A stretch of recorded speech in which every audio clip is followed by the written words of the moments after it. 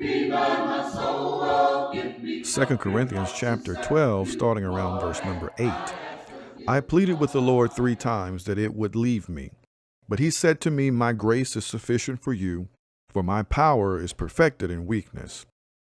This passage provides profound insight into how we view hardships, unanswered prayers, and God's purposes in allowing struggles to remain in our lives. Paul, who had received remarkable revelations from God, acknowledges that to keep him from pride, a thorn in the flesh was given to him. He describes it as a messenger of Satan, meant to torment him. Yet he does not resist asking God for relief. 3 times he pleaded for it to be removed, but the answer he received wasn't the one he was expecting. Instead, the Lord said to him, my grace is sufficient for you, for my power is perfected in weakness. Here we see Paul wrestling with the same reality many of us face today. Why does God allow suffering to continue? Why doesn't he remove obstacles that seem to hinder us even after we ask him to do so? Paul, despite his great faith and deep relationship with God, did not get the answer he initially wanted. Yet, through his experience, we learn that sometimes God's greatest work in us is accomplished through the very things we wish would go away. This passage also reveals an interesting interplay between Paul, Satan, and God. Paul acknowledges that his revelations could lead him to pride, so the thorn was given to keep him humble. Satan, as the agent of suffering, intended to torment Paul, but God did not remove the hardship. Instead, he chose to use it to magnify his power in Paul's life. This reminds us that not all suffering is from God, yet God is sovereign over all suffering. Sometimes difficulties arise from our own poor choices. Other times, they are the work of the enemy,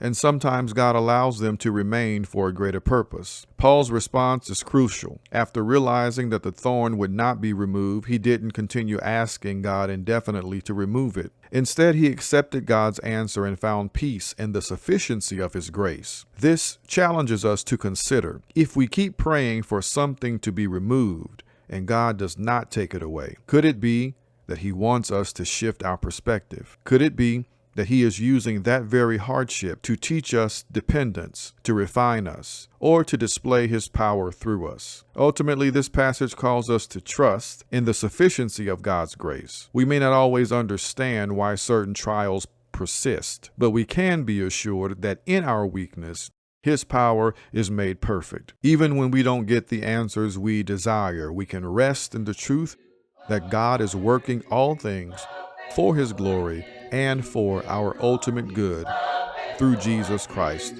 our Lord.